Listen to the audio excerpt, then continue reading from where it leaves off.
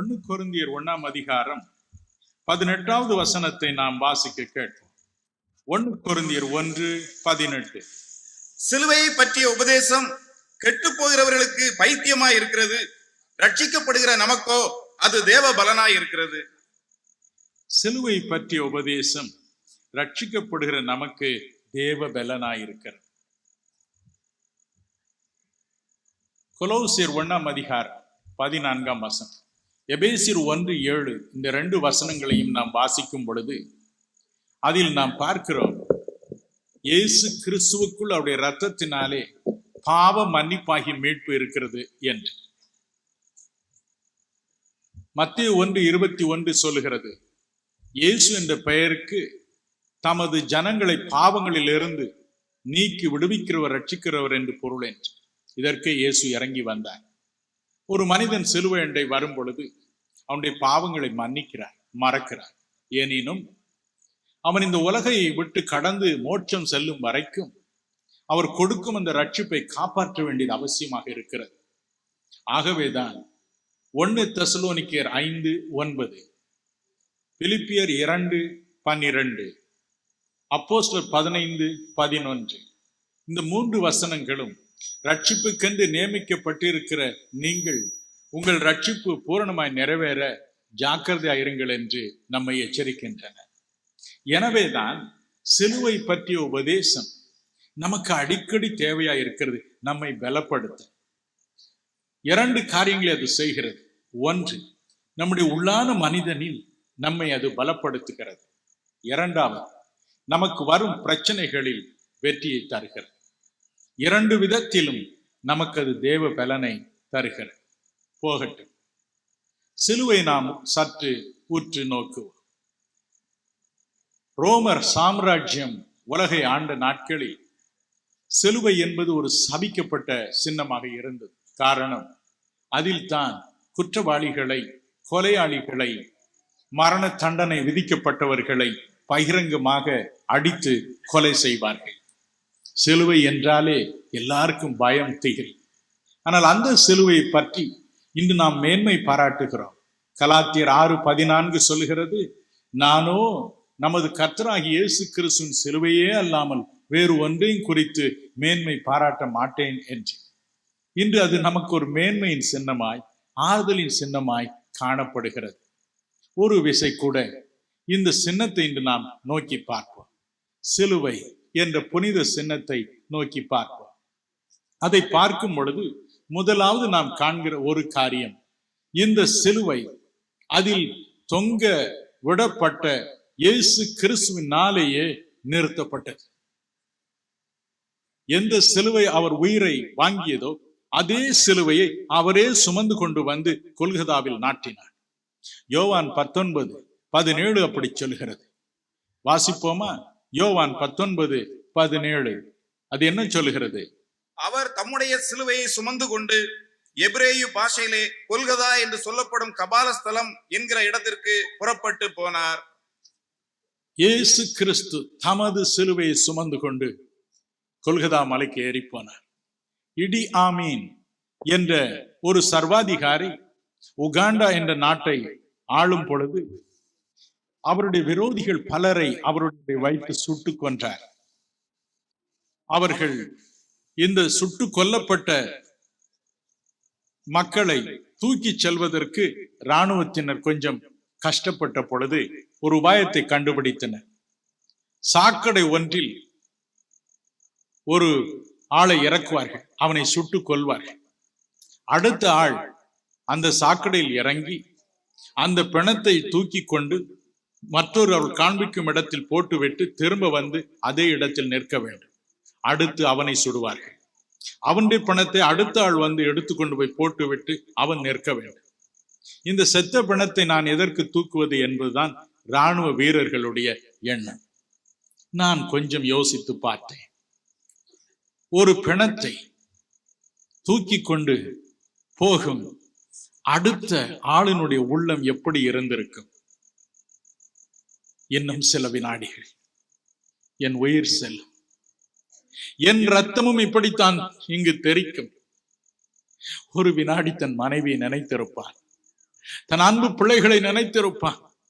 இனி நான் அவர்களை ஒரு நாளும் காண்பதில்லை, இதுதான் என்னுடைய கடைசி நேரம் என்று புலம்பி அழுதிருப்பான். சென்னையில் ஜெனரல் ஹாஸ்பிட்டல் என்று ஒரு ஹாஸ்பிட்டல் உண்டு. அதை அடுத்து சென்ட்ரல் ஜெயில் என்று மத்திய சிறைச்சாலை உண்டு. அதில் தூக்கு தண்டனை விதிக்கப்பட்டவர்கள் தங்களுக்கு தூக்கு தண்டனை விதிக்கப்படும் நாள் வரும் பொழுது அதற்கு முந்தின நாள் இரவு ஒரே கூச்சலிடுவார்களா, ஊழையிடுவார்கள் என்று என் நண்பர் ஒருவர் சொன்னார். அது ஆஸ்பத்திரி வரைக்கும் கேட்கும் பிரதர், பரிதாபமாயிருக்கும் என்று. அப்படித்தான் இந்த உடலை சுமந்து கொண்டு போன அந்த மக்களும் கூட அழுதிருப்பார்கள் அல்லவா. இன்னும் சில வினாடிகள் என் உயிர் போகும் என்று எப்படி அவன் அழுது கொண்டு வந்து சாக்கடையில் இறங்கி நின்று இருப்பான். என் அருள்நாதரும் அப்படித்தான் சிலுவையை சுமந்து அவர் அங்கே ஏறி போகிறார், கண்ணீரோடு ஏறி போகிறார். ஆனால் ஏசாயா 53:6-7 என்ன சொல்கிறது? அவர் அடிக்கப்படுவதற்கு கொண்டு போகப்படுகிற ஆட்டை போல இருந்தார். வாயை திறக்கவில்லை, அழவில்லை. காரணம், அவர் வந்தது அதற்காக. இயேசு சொன்னார் யோவான் 10:15, நான் என் மக்களுக்காக என் ஜீவனை கொடுக்கிறேன். அதை கொடுக்கவும் எனக்கு அதிகாரம் உண்டு, அதை எடுக்கவும் எனக்கு அதிகாரம் உண்டு. எனக்கு அருமையானவர்களே, சிலுவை நமக்கு தரும் மனத்திடன் என்ன? உள்ளத்தின் ஆழத்தில் நமக்கு தரும் தேவ பலன் என்ன? ஒரு காரியத்தை நான் சொல்லட்டும்.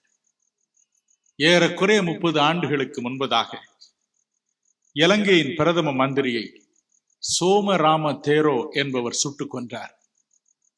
அவரை சிறையில் அடைத்து வைத்தார்கள். விசாரணை முடிந்தது, மரண தண்டனை அவருக்கு விதிக்கப்பட்டது. அவருடைய கடைசி ஆசை என்ன என்று கேட்டார். அவர் சொன்னார், ஐயா, இயேசுநாதர் சிலுவையில் தொங்கிய பொழுது அருகில் இருந்த கள்ளன் அவரை பார்த்து, ஆண்டவரே, நீர் உம்முடைய ராஜ்யத்தில் வரும் பொழுது அடியனை நினைத்தருளும் என்று வேண்டிக் கொண்டார். அவர் அவன் குறைகளை மன்னித்தார். இன்றைக்கு நீ என்னுடனே கூட பரதேசில் இருப்பாய் என்று சொன்னார். அதுபோல நானும் அவரிடம் மன்றாட வேண்டும். எனக்காக மன்றாட யாராவது ஒரு போதகரை கொண்டு வாருங்கள் என்றார். ஒரு ஆங்கிலிக்கன் திருச்சபை போதகர் அங்கு சென்றார். கிறிஸ்துவின் சிலுவை பாடுகளை இருவரும் தியானித்தார்கள். கண்ணீர் விட்டு தான் செய்த பாவங்களுக்காய் அழுதார். போதகர் அவருக்கு ஞான தீட்சை வழங்கினார். அடுத்த நாள் அவர் மரண தண்டனை நிறைவேற்றப்படும் நேரம் வந்த பொழுது சிரித்துக் கொண்டே சென்றார். சிலுவையில் கள்ளனுக்கு அடைக்கலம் கொடுத்தவர் எனக்கும் கொடுத்திருக்கிறார், நான் அவரிடம் போகிறேன் என்று சொல்லி சென்றார். தேவ பலன் மரண நேரத்தில், மரண பயம் பிடிக்கும் அந்த நேரத்தில், உள்ளத்தின் ஆழத்தில் தேவ பலனை சிலுவை பற்றிய உபதேசம் அவருக்கு கொடுத்து மட்டுமல்ல, நிரந்தர வெற்றியை நம்முடைய வாழ்க்கை மரணத்திற்கு முன்பதாகவே அது கொடுக்கிறது. பிரியமானவர்களே, சிலுவையண்டை வந்து நம் பாவங்களுக்காக மன்றாடும் நேரத்தில் சம்பவிக்கிற மற்றொரு காரியத்தையும் நாம் அறிய வேண்டும். நமது சகோதரன் வாசிப்பார், கேட்போமா? ரோமர் 6ஆம் அதிகாரம் 6ஆம் வசனம். ரோமர் 6:6. நாம் இனி பாவத்துக்கு ஊழியம் செய்யாதபடிக்கு பாவ சரீரம் ஒளிந்து போகும் பொருட்டாக நம்முடைய பழைய மனுஷன் அவரோட கூட சிலுவையில் அறையப்பட்டது என்று அறிந்திருக்கிறோம்.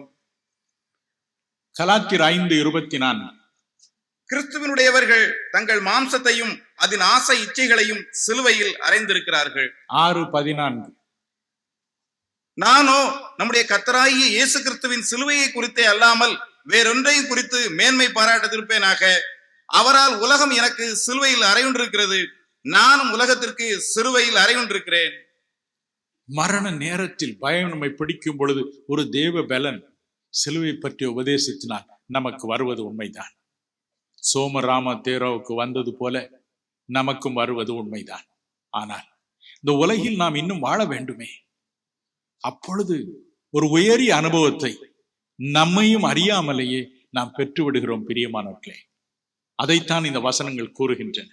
சிலுவையண்டை சென்று தேவனே என் பாவங்களை மன்னித்தருளும் என்று நாம் கெஞ்சும் பொழுது, பாவ எண்ணத்தை சிந்தையை தூண்டிவிட்டு கெட்ட காரியங்களை செய்யும்படி நம்மை தூண்டுகிற பழைய பாவ மனுஷன் சிலுவையில் அறையப்படுகிறானா?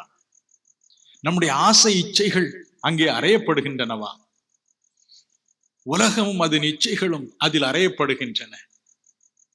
பால் சுபே என்ற ஒரு மனிதரை சந்தித்தேன்.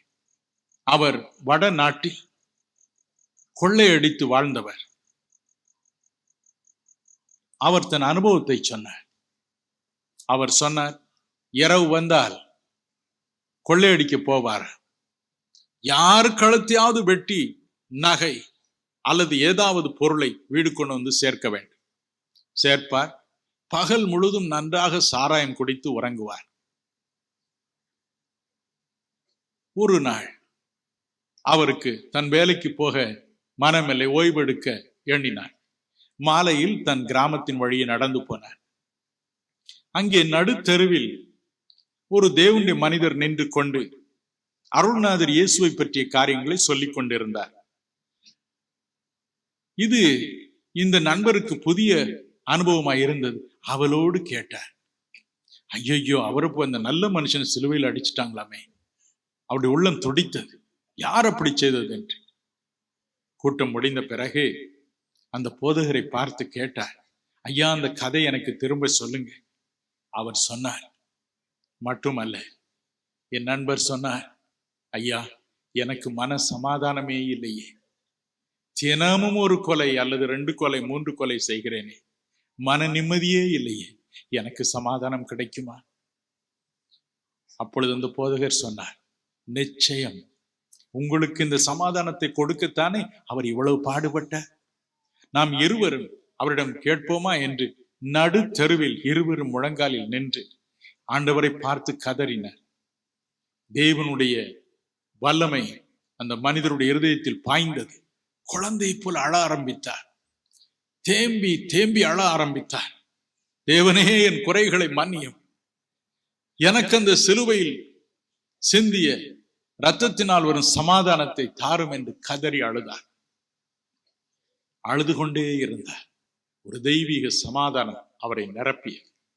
வீடு திரும்பினார். முதல் தடவையாக நன்றாக உறங்கினார். அடுத்த நாள் வந்தது.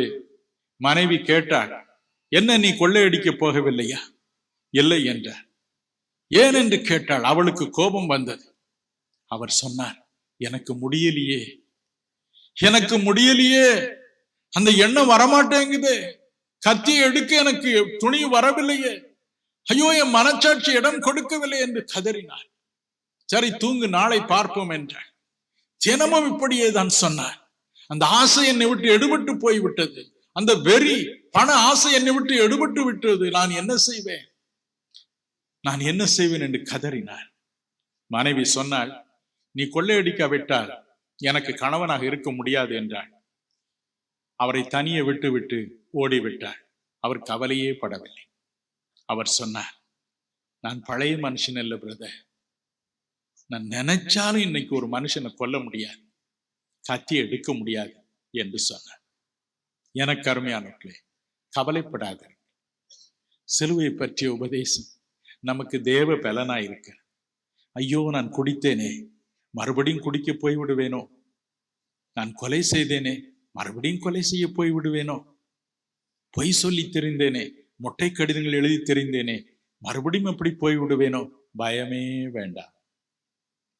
அருள்நாதர் இயேசு உங்களை ரட்சிப்பது மட்டுமல்ல, ரட்சிப்புக்கென்று உங்களை நியமித்தது மட்டுமல்ல, உங்களையும் அறியாமல் பழைய பாவ மனுஷனை சிலுவையில் அறைந்து வைத்திருக்கிறார். பழைய பாவச் செயல்களை நீங்கள் செய்ய முடியாமல் தடுப்பதற்காய். கவலைப்படாதீங்க.